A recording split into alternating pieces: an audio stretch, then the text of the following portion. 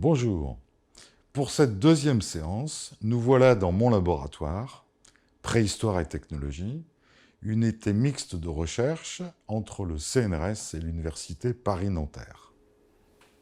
Dans cette technothèque sont organisés pour être consultables des objets produits selon diverses techniques expérimentales par les chercheurs du laboratoire. Elles nous servent à mieux connaître les caractères ou stigmates de ces techniques afin de les reconnaître ensuite sur le matériel archéologique. S'y ajoutent, dans le cas du lithique, des exemples d'actions naturelles parfois difficiles à distinguer de pièces réellement taillées par l'homme. En premier, la gélivation, c'est-à-dire l'action du gel. Voilà ici un gélifracte, un fragment déterminé par le gel. Il vient d'un large nodule. Dans ce nodule, il y avait un peu en profondeur une zone poreuse qu'on voit ici, une zone hétérogène. Et donc la fracture a commencé à cet endroit-là et s'est élargie jusqu'à la surface du bloc et a fait sauter cette galette en quelque sorte. Nous avons ici un nodule de silex avec le même phénomène, ils sont donc correspondants.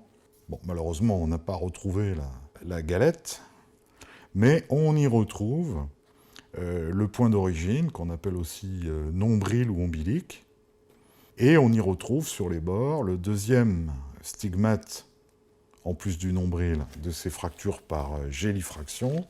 Deuxième stigmate étant des bourrelets ou rides concentriques. Et ici, on voit effectivement ces bourrelets, ces ondulations concentriques qui trahissent probablement une variation dans la diffusion, dans l'élargissement de la fracturation jusqu'à l'extérieur du bloc. Et à ce moment-là, le fragment est libéré en quelque sorte. Voilà, ça c'est le gel qui est assez simple à comprendre. On passe au feu maintenant.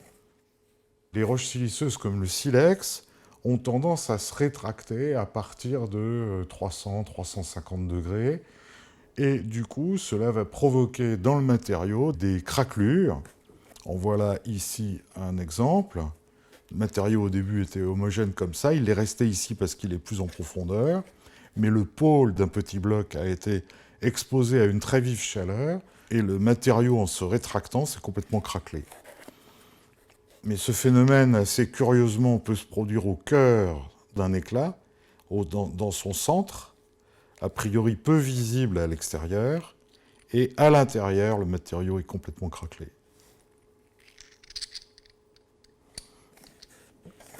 Un autre aspect caractéristique de ces craquelures, c'est l'aspect vieille faïence.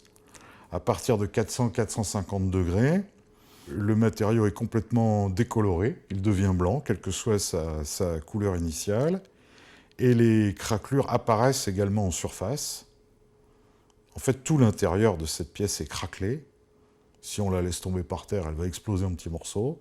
Et donc, on retrouve cet aspect caractéristique de vieille faïence craquelée.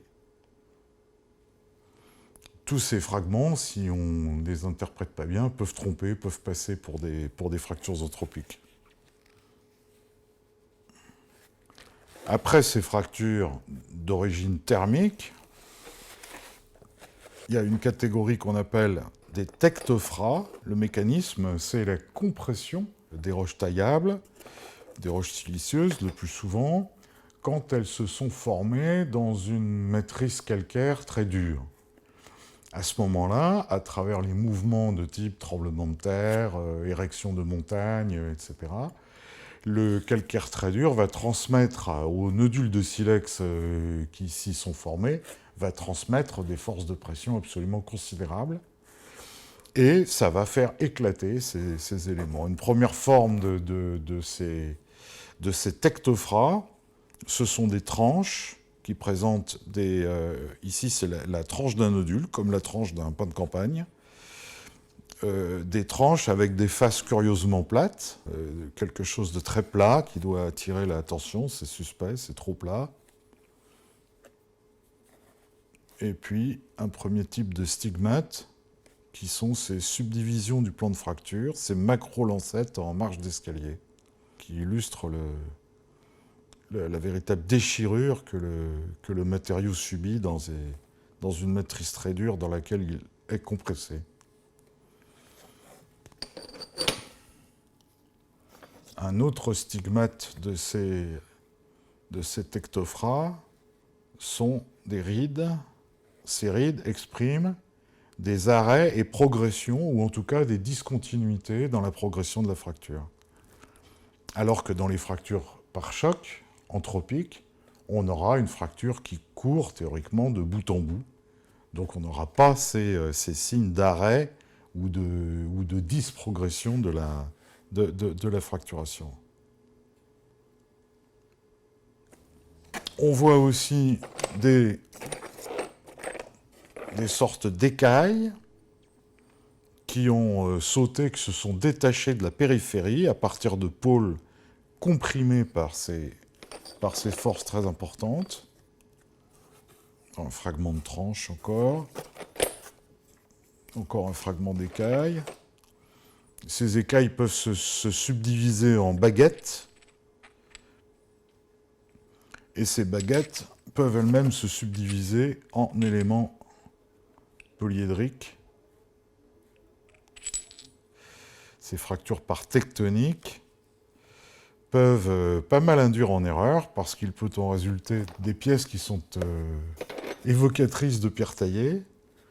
Par exemple, cette pièce-là qui peut bien ressembler à un fragment de lame et dont en fait chaque facette porte des signes d'anormalité, des rides ici, des lancettes excessives, des anomalies de direction.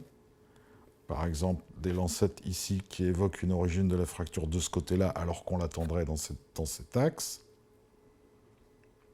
Et au niveau de sa prétendue face inférieure, au lieu d'avoir une section légèrement convexe, elle est ici très légèrement concave. Ça, c'est une grande anomalie, anormalité. Des fracturations secondaires sur le côté qui sont également des anomalies par rapport à ce que produisent des fractures par choc intentionnelles. Donc en fait, cette pièce qu'on a pris à un moment donné pour une pièce archéologique, une pièce taillée, est en fait un objet tout à fait naturel. C'est pour ça que je l'ai récupéré.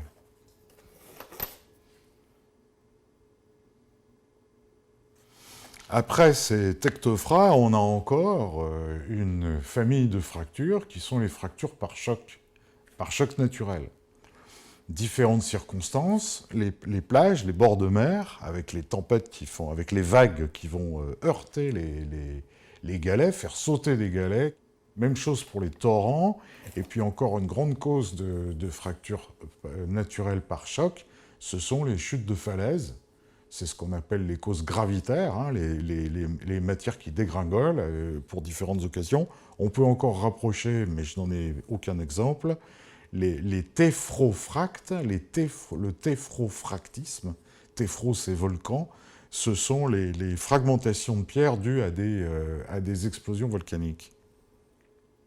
Voilà un exemple de galet aplati fendu en deux de la plage d'Antibes, où un écrasement ici sur le bord, ce galet a été projeté, il est retombé sur un autre galet, probablement sur la tranche, et ça l'a fendu en deux. Il y a un écrasement ici, mais il n'y a rien de l'autre côté.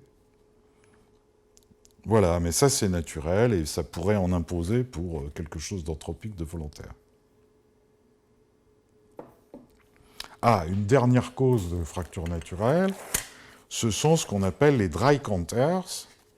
Ce sont en fait des galets ou des fragments de roche, primitivement, qui ont été usés par le vent, par un vent sans doute chargé de sable. Alors ça ressemble à des galets. Voilà deux dry counters. Dry counters, c'est un terme allemand qui veut dire trois côtés. Effectivement, celui-ci a une section vaguement triangulaire. En fait, cette pièce, elle a été à un moment en face d'un vent dominant chargé de sable qui l'a usé et qui a créé ces facettes. Et puis à un moment, elle a été bousculée, elle a été retournée, presque dans l'axe opposé, et ce pôle également a été usé. Alors quelque chose qui n'est pas taillé, mais formé par la nature et qui peut tromper, certains amateurs en font collection en croyant qu'il s'agit d'objets sculptés par l'homme, sont des formes en fait tout à fait naturelles. Voilà un petit nodule de silex qui, par les hasards de la nature, pourrait évoquer l'une de ces fameuses Vénus paléolithiques. Il suffit de le regarder de près, éventuellement à la binoculaire, pour voir qu'il n'y a pas de strie, il n'a pas été sculpté, il n'a pas été abrasé, et encore moins taillé. Il est tout à fait naturel, même si... alors certains ont des collections d'animaux comme ça, mammouth, ours, Vénus...